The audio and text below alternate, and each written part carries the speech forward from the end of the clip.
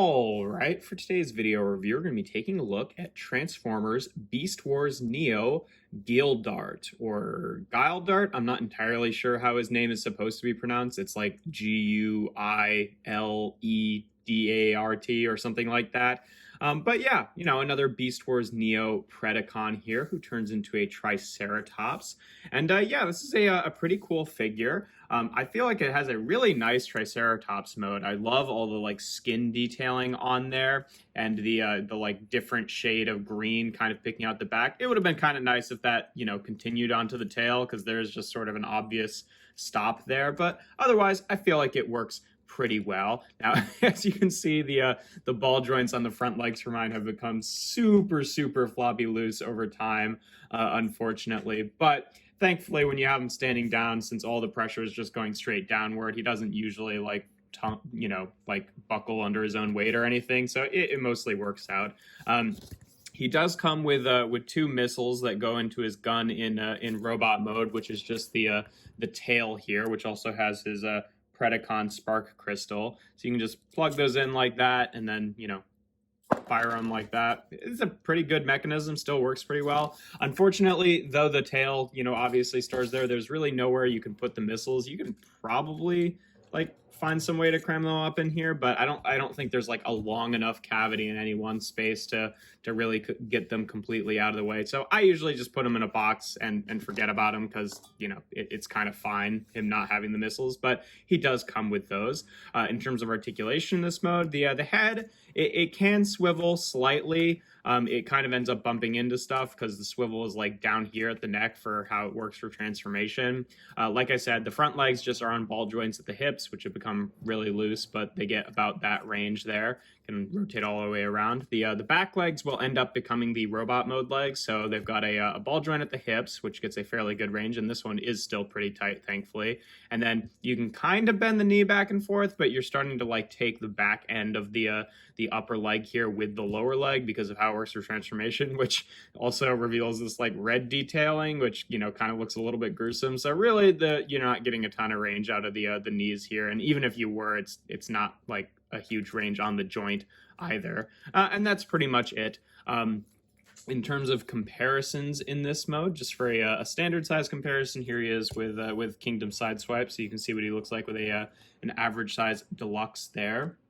Here he is with the Universe repaint, who is a character called Triceratops, I think. They also did a Beast Machines repaint of this guy that I don't have, who's also named Triceratops, but just so you can see what it looks like. I feel like generally this color scheme does look better just because it continues on, to the tail, although, it does have a big Autobot logo on the front there, so if you're wanting it to, just use this version as Guiledart, that's just kind of no getting around that, but that's what they look like together. And then for a couple other Triceratopses, here he is with Tricranius, is that what his name is? I can't remember. The Fossilizer, and then Studio Series Slag or Slug, whichever. So you can see what he looks like with a couple other Triceratopses there. And obviously, he's going for a much more kind of realistic one compared to the robot-y one or the skeletal one here. So, not a perfect comparison, but I feel like the Triceratops mode is pretty decent overall. He does have kind of a funny looking facial expression there, which I'll get into in a sec, because he does also have the third mode that they were doing with the Beast Machines. Or sorry, not Beast Machines, Beast Wars Neo Predacons, where they have a trap mode. And in the case of Guiledart here, basically his trap mode is playing dead, which is a really weird feature. So if you take these little panels on the side here, it's kind of hard to get at them in this mode, but if you can get a fingernail in there and open them up, you kind of show this revealed rib detail, and he's got that on both sides, so that's already pretty weird. Like I said, I don't know if this is actually part of it, but if you do bend the knees, you are showing a little bit more of that red there, so that could be part of it. The tail kind of comes off, and you can kind of, put it part way, so it's kind of partially being ripped off, and it even has some detail on theirs that looks kind of ripped tendons, which is funny. And then the funniest part about it is the front horn here. If you push it in, the eyes roll back and the tongue sticks out a little bit, which is a really funny little mechanism to have on a Transformers figure. So then you can just kind of splay the legs, and then you've got his dead Triceratops mode. Okay, that's real weird, but whatever. It's mostly pretty unobtrusive to the figure. Like, all of the red detail just ends up being stuff that's, you know, like part of the robot mode design. So there's nothing really here that really takes away from the figure. And like, this mechanism is kind of funny, but you know, it doesn't really hinder the figure in any way. So it's pretty ignorable, honestly, but yeah, it's still very strange. To get onto transformation here, first thing we can do is just take off the tail and put that off to the side. For the legs here, you want to take the back part of the upper, you know, leg here and just rotate it out like this, so that the you know, it kind of becomes the lower part of the robot mode leg, and then you can just fold out the foot just like that, and do that on both sides here. I usually also kind of straighten out the knee there, just to have it, I don't know, look a little bit cleaner. Then you want to take this back panel and kind of like unhook it from this one, so you can kind of like rotate this back a little bit, and then unhook the head and rotate that down, so you can take this entire panel and kind of rotate it up, and then you can fold these back out to the side just to get them kind of out of the way.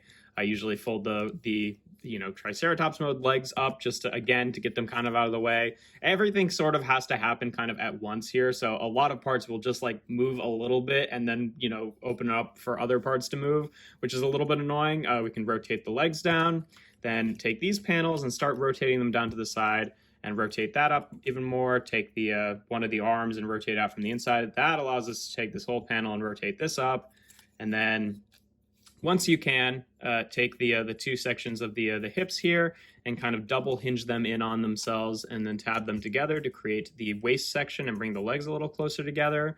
And that allows us to bring these panels a little further back. Take the entire top part of the body here and rotate it 90 degrees so that the chest is oriented facing forward.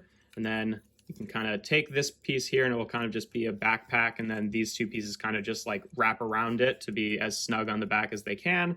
And then take this one arm with the Triceratops head and kind of rotate it down on that hinge on the body, and then rotate it around on the ball joint, and then rotate the head around to be the hand, forearm, whatever you want to call it. And then I usually just, you know, to get rid of the pupils in the eyes, I usually just fold that in for this mode so that he doesn't have, you know, obvious pupils on his dinosaur arm.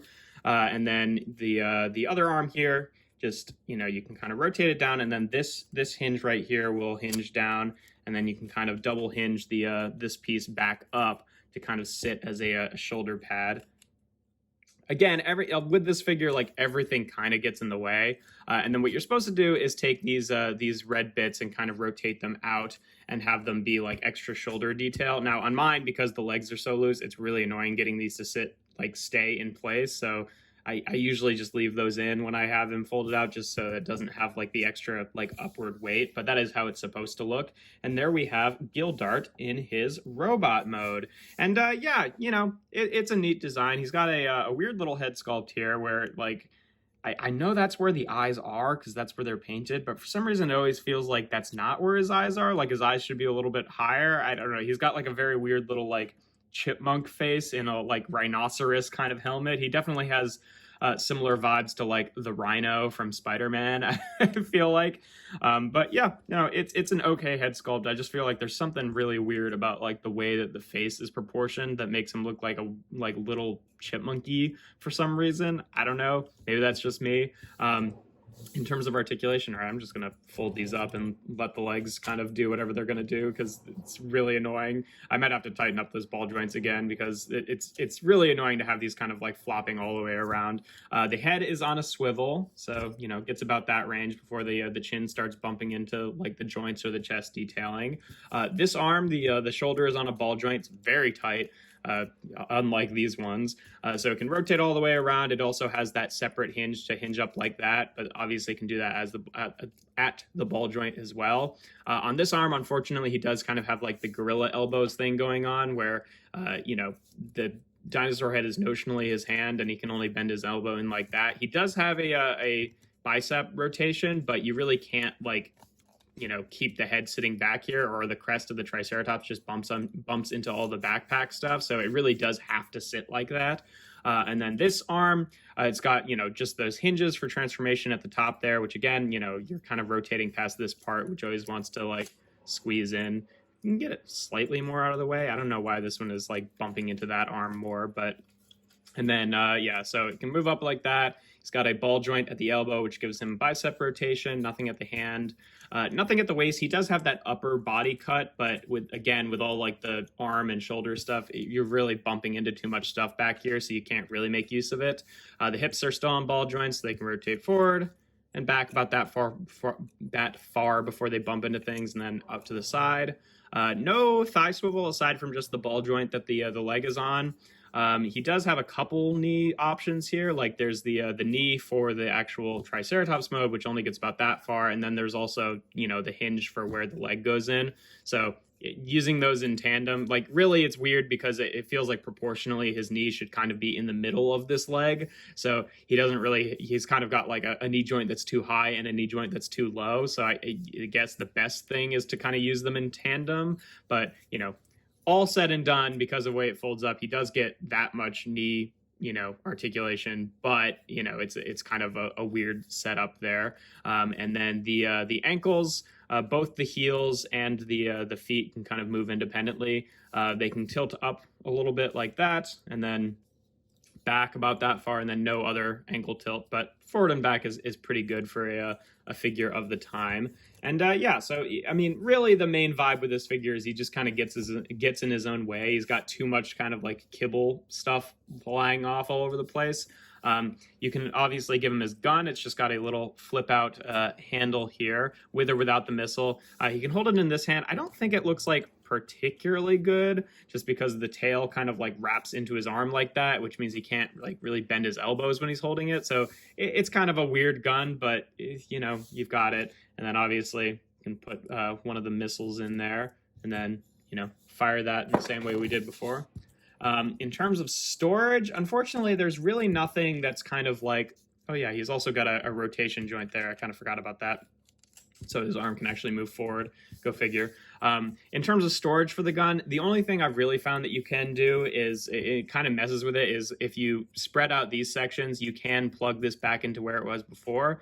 But because of the way like the like back piece kind of hinges into itself, it kind of starts to run into the like double hinge armature that this thing is on. So if you want to plug it in all the way, it means you have to like widen the backpack a little bit, and then these sections can't stay quite as compact, which that works for me because, like, yes, it's a little bit more in the way that it was before, but it was all pretty much in the way before that anyway, so it's not like a huge difference. And it does mean that his weapon can actually store in robot mode, which I do appreciate. Okay, oh my gosh, these legs are just a nightmare. But yeah, in terms of comparisons in this mode, here he is again with Kingdom Sideswipe. Just so you can see what he looks like with an average size deluxe. And you can see he's pretty short, definitely has a lot of, kibble. He's like about as wide. He's wider actually than he is tall. So yeah, kind of a little brute there. So that's what he looks like with him. Here he is again with Universe Triceratodon, just so you can see what he looks like with another use of this mold. Like I said, I feel like their painted detail is a bit more comparable in this mode. I think that this one definitely does all the like striping on the Triceratops better, but he's got a lot of nice detail in his robot mode as well. And then here he is again with Tricranius and Studio Series Slag, who obviously is not going to fit on camera there. Just so you can see what he looks like with a couple other Triceratops transformers. And yeah, not a whole lot else to say about him. He's a neat little figure. Definitely, if you're not into the Beast Wars Neo aesthetic of just having like a bunch of, animal kibble hanging off, then you're probably not going to like this figure. I feel like, in comparison to some of the other ones, he also has a bit of a problem actually wearing it. Like, it actually gets in the way with him, whereas it's more just like visually busy on a lot of the other ones.